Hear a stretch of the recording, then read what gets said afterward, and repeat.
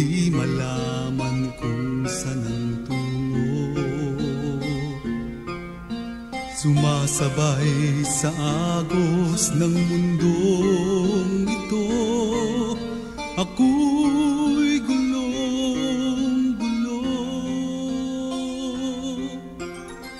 Tuburan sa panalangin, kini nga programa gimugna sa East Coast Gospel Mission, alas 6 hangtod alas 6:30 matag adlaw, aron ikaw matabangan nga maangkon ang tinuod nga kalipay, katagbawan ug kasiguruhan sa kinabuhi, ug nga kahatagan sa kasulbaran ang naghingapin nga mga kabalaka, problema, mga pangutana nga sa dugay ng panahon nakahasol pag-ayo kanimo.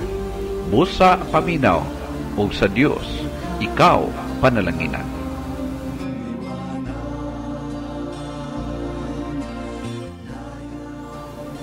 Mayong adlaw sa tanan, daray ko ng Dios sa higayon, oportunidad na usab nga gitugot niya kanato.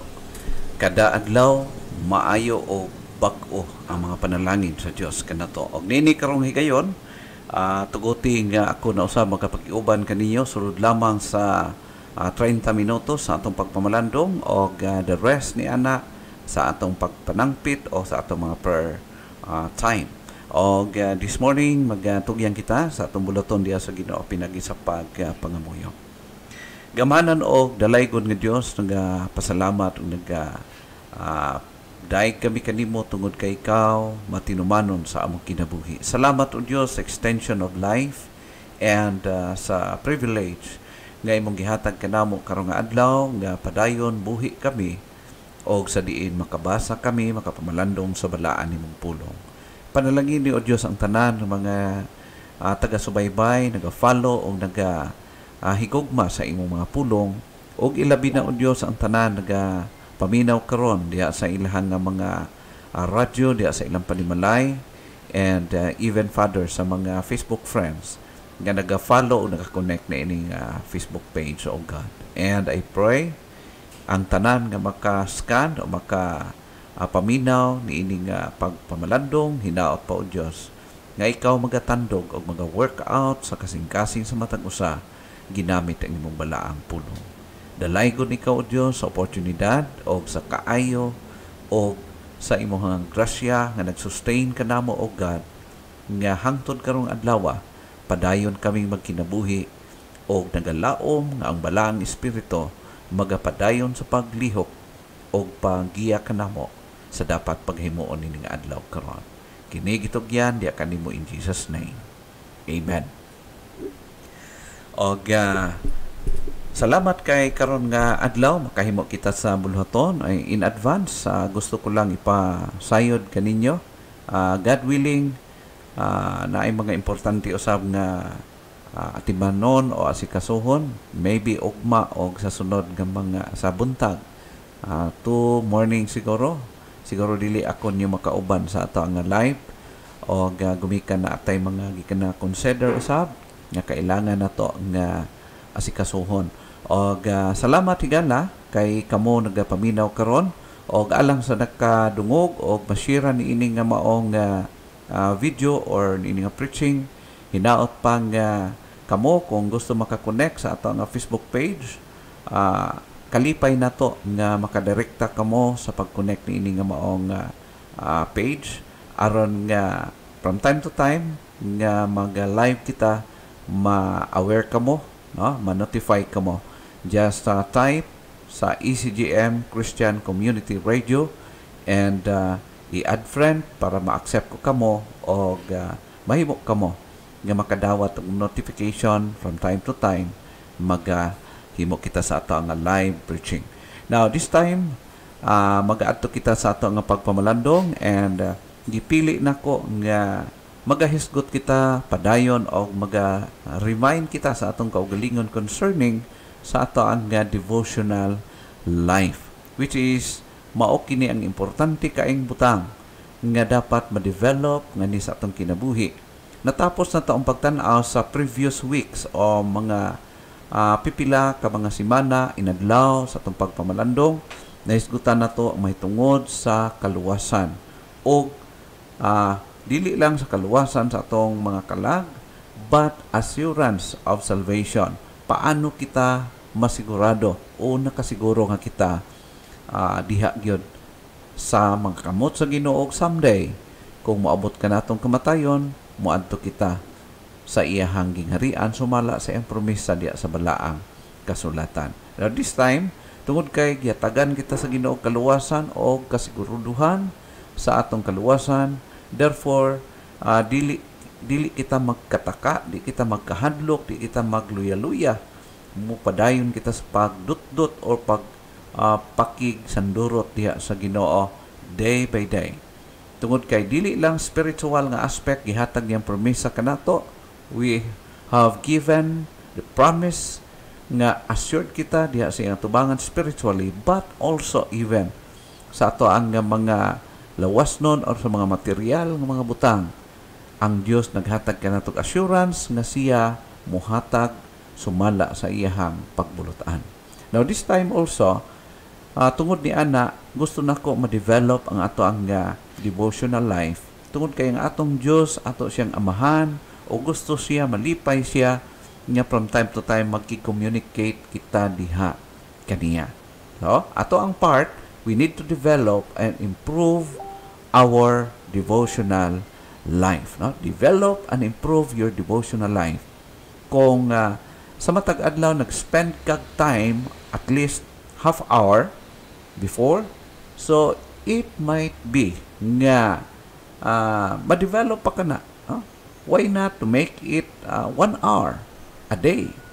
So, karon nga nag-atubang kita ni ini grabe ka di masabtan nga pang sitwasyon sa atong kinabuhi. Why not to develop sa imuhang pagkigsandurot o pagkig-fellowship diya sa Ginoo? No? So this time, I would like to challenge all of us nga ato i-develop, no? Developing and improving our devotional life. Now, kabalo kay gala, kung maghisgot ka o pagpamalandong or devotional life, even si David in his Psalm chapter 5 verse number 6 verse number 3 naging on, O Lord, in the morning you shall hear my voice. In the morning I will lay my request before you and will watch expectantly. So kung imo tan-aw ni gala, known kaayo na to, nakabalo kita sa kinabuhi ni Haring David or even sa mga katawhan sa Ginoo nga nag-una kanato. Kung moingon kita nga paano sila naging successful o paano sila nagigamit sa Ginoo in a mightiest way sa ilang panahon.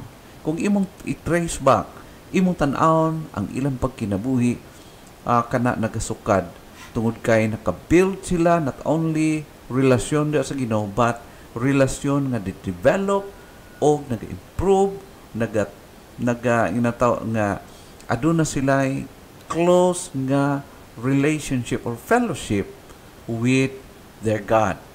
O dili lahi, no? Dili lahi ang Dios sa ato nga mga kanunuan nga nag-alagad sa Dios. Dili lahi ang ilang Dios. The same God ang atong gialagad karon. Kung na-develop ang ilahang spiritual ginatawag na devotional life sa ilang panahon, why not nga sa ato usab ma-develop? Ato i-develop, no? We need to improve. We need to develop our devotional life. You know what? You can't build a great building on a weak foundation. Atong hinumdumon nga kung maghisgot ka sa mga structural nga hilisgutan, niining kalibutan, dili pwede matukuran o dagko o tag-as ng mga building ang usa ka pundasyon nga luya or weak, dili lig-on nga pundasyon. And I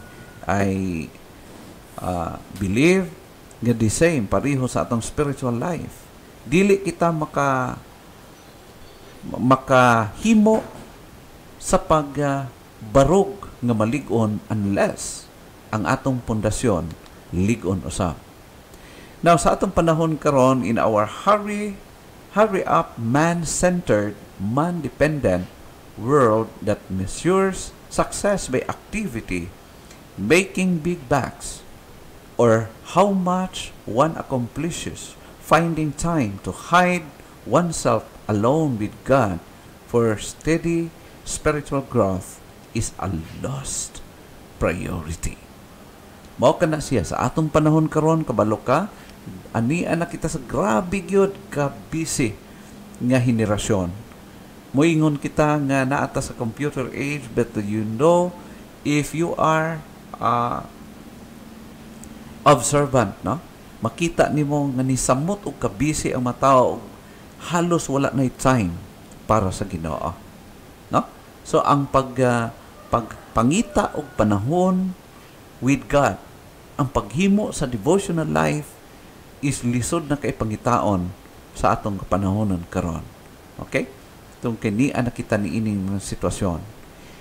It is viewed by many as a non-essential, as something for those who have nothing to do. No? Kung imong tan-aw ni Gala, ang devotion or devotional life, mura bitaw ka ng dili na importante, o okay lang na sa mga taong walay trabaho, okay lang na sa mga taong nga dili busy, pero sa mga busy, nonsense ang paghimo og personal devotional life. No? So, higala, try to evaluate sa imong kasing-kasing. Unsa man sa imo ang devotional life? Murag nonsense ba? Or kung yun ana imong pagbati karon, yung ana imong concept karon, nagkakamali ka, dili ka na siya mao, dili ka na siya maong tama, no? So, the question asked is, where is the practicality of time alone with God? So, maing ka siguro nga, paano man ka maging practical kung magsigin lang kag devotion, magsikag ampo, magsikag basag Bible, no? Other view time alone with God as a virtual impossibility. Useless man na siya, mag-istorya ka sa Ginoo. No? So, ang importante karong panahon, maningkamot yun. Kinahanglan nga, muhago ka, mu-exert kag effort, aron ka makaabot sa imuhang ginahandom. Each one may be led into this dangerous mood of impatience. Usahay tungod sa kabisihon, so kung kay work-oriented kaayo kitang mga tao as of now. Dili halos bakantihan, wala na time for God, wala na time to pray. Remember, everyone is in a hurry and want shortcuts. Bisang ikaw karon ni Gala, kung pwede pa lang i-shortcut na to ang kinabuhi, i-shortcut na nato, no? Mao ka na siya. Niya kita ni ining maong henerasyon. There was a man who know his daily need of time alone with God. Though faced with trials and pressures that were pulling him in other directions, he vowed in bulldog determination that nothing would keep him from meeting with God daily, and at the beginning his day, he vowed. Kung imong tanaw ni Gala, din sa Psalm 5 verse 3 sa atong text, O Lord, in the morning you shall hear my voice. In the morning I will lay my request before you and will watch expectantly. Si King David, makita na to nga ang iyahang kinabuhi, ihatag niya ang iyang priority diha sa pagkigsuod sa iyang Dios. No doubt, it was this estimate morning by morning meeting with the Lord that developed David's faith and made him a man after God's own heart. Higala, wala siya gihatagan og label sa Ginoo. Itawag siya nga man after God's own heart. Wala ka na moabot by chance. But I do believe nga na-develop ka na sa pagkinabuhi ni David, paghatag niya og time alone with his God. O gitawag siya tao nga duol dikit yun sa kasing-kasing sa Ginoo. It could be a special reward of knowing God more intimately and of Christ-like transformation. ang pakigsandurot sa Ginoo, paghimo sa itong personal devotional life, pagiging close with your God. Usa ka na siya ka nindot kay nga experience sa tibuok kinabuhi sa tao. No? More than sa ginatawag nila wonderful nga experience sa kinabuhi. To have a close relationship with His God. Maybe the Lord Jesus had this in mind, at least in part, when He said, unsa ingon niya sa Matthew chapter 6 verse 6, "But when you pray, go into your room and shut the door and pray to your Father who is in secret, and your Father who sees in secret will reward you." Huh? So, ato makita si Jesus Christ, nagasulti siya may tungod sa private, personal, devotional life. Gisgot siya. The rewards of time alone with God are open, not immediately evident. And in our impatience, we run to something more visibly practical. Atong tanaw ni Gala, bantayan yun na to kay basi, may tabo kina sa itong kinabuhi. No? Mahimo na to nga nonsense, impractical ang spend of time alone with God. Rather, himuon na to nga i-shortcut na to, no? Himuon na to by our own effort or our might. Maghulat pa man ka Ginoo, nga magampo pa man ka sa Ginoo. Anyway, anak naman ta sa Ginoo, no? That's something nga dapat na to i-reconsider, no? And the negative effects of ignoring daily time with God is also not immediately visible.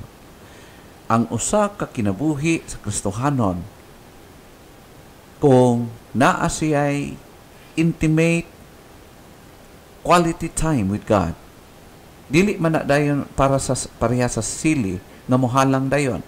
Pero in the long run, time will come, makita na to ang difference sa tao nga naa siya close fellowship, close relationship with his God.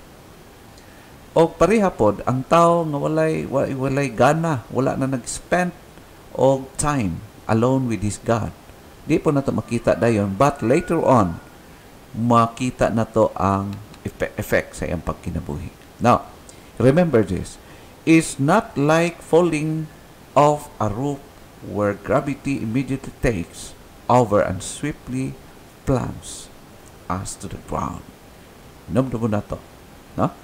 So, dili na parehos ni ana. But, remember, once nga wala kay time alone with God, nagaatubang ka sa kinabuhi nga delikado ka in klaseng pagkinabuhi.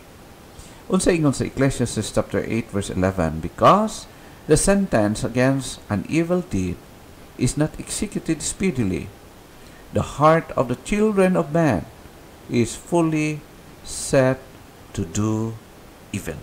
Ha?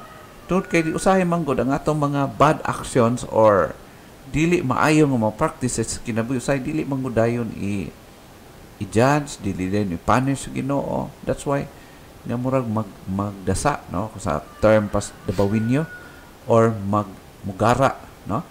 So baliwalaon na to ang mga advices sa Ginoo is because dili mangud nato dayon makita ang consequences, no. In verse 12 sa Ecclesiastes chapter 8, "Even though a sinner does what is wrong 100 times and still survives, nevertheless I also know that things will go well for those who fear God, who fear in His presence." Huh? So ato makita ang pagkagrasyoso sa Ginoo. But do not abuse siyang pagkagrasyoso. We need to develop, we need to remind ourselves concerning sa ato ang pribilehiyo and responsibility also sa pagki-close nato diha sa Ginoo. Rather, the aftermath of failing to draw near to God is more like the decomposition of organic material, slow but sure. And in time, we can begin to see and even smell the signs of spiritual and moral decay. Kung muluya, weekend ang atong personal fellowship, atong devotional life with God, anam-anam pud tag kaluya, anam-anam tag kalaay sa pag-alagad sa Ginoo, anam-anam og kaluag ang ato ang stand, pagbarog sa tama para sa Ginoo. O ginahinay kitang magakadaot, hinahinay kita nga mo weekend sa ato ang spiritual life. To the point nga posible pa nga magpalayo ka sa Ginoo ug dili na mapuslanon ng imong kinabuhi diya sa Ginoo. Ironically, spiritual decay is often accompanied by a paradox. The rock-like hardening of our soul, which may blind us to the rot taking place in our hearts. So, mugahi nga itong kasing-kasing. Bisan ikaw siguro higala karon, maybe naka-experience ikaw na wala ka nag-practice, wala nimo gi-develop imong spiritual devotional life. Ikaw mismo karon makadetect ka nga medyo ni harden ang imong heart. Medyo dili na maayo ang dating sa imong spirituhanong kinabuhi. Siguro naa ka gihapon nag-alagad sa Ginoo, pero deep inside you know it well nga dili na ni mao ang tama nga sitwasyon sa akong pagkinabuhi. No? If you are just honest. Now, in Hebrews chapter 3 verse 7, ingon ang pulong sa Diyos, therefore, as the Holy Spirit says, today, if you hear His voice, today, when? Today. Sa diha makadungog ka sa Word of God, in verse 8, do not harden your hearts as they did when they provoked me during the time of testing in the wilderness. Talking about experience of the Israelites people in the wilderness during sa time ni Moses. Ato makita nga tungod sa ilahang dili pakig connect diha sa Ginoo, wala sila naging dependent diha sa Ginoo despite nga grabe ang gibuhat sa Ginoo sa ilang kinabuhi, pero nagapagahi sila. O in result sa ilang pagpalayo sa Ginoo, nagmagahi sila o nahimo sila nga mga tao nga badlungon sa tubangan sa Ginoo. So klaro kay gala nga kung dili ka mag-develop sa imong devotional life, matingala ka nganong mugahi imong kasing-kasing, matingala ka nganong imong kinabuhi mawad-an ka gana sa pag-alagad sa Ginoo, matingala ka nganong nagapalayo ka ang imong practices, nagaadam og kalayo diha sa Biblianhon or Biblikanhon nga mga practices. In verse 12, ingon pa, see to it, my brothers, that no evil, unbelieving heart is found in any of you, as sown by your turning away from the living God. Siguro hagyod nga walay usa diha kaninyo nga magkaroon ni ining ginatawag og unbelieving heart. Mubato ang kasing-kasing og to the point nga usahay di na ka makatuo, himuon kaya ni sa Ginoo, kaya ka ni himuon sa Ginoo. Kung mag-pray, mura na lagtaman sa atop ang mga pag-ampo, o uncertain na siya kung paminahon ba kaya sa Ginoo o dili. No? Kung moabot ka na sa nga point, higala delikado na ka. Naa ka sa ginatawag na danger zone sa imong kinabuhi kung di nimo ni bantayan. In verse 13, instead, continue to encourage one another every day, as long as it is called today, so that none of you may be hardened by the deceitfulness of sin. Ato makita igala nga maging prone ang usa ka tawo kung wala ma-develop, wala malig-on ang iyang pag-fellowship with God. Prone kay siya nga malipat siya sa mga sala. O mahimong sayon kaniya pagbuhat og sala tungod kay naging harden ang iyang kasing-kasing na kulang ang iyang pag-fellowship sa Ginoo. Unsa ingon dinhi sa Mark chapter 6 verse 51, then he got into the boat with them, and the wind stopped blowing. The disciples were utterly astounded. Kung imong makita igala na experience sa mga apostoles nga nga si Jesus Christ uban kanila, pero during this time nga nag-abot ang grabe nga kusog nga hangin, ang subasko, ato makita nga grabe ang ilang pagkahadlok, o ipakita ni Ginoong Hesus kung unsa ang mahimo niya kung anaa ang iyang presensya sa taliwala sa iyang mga disipulo.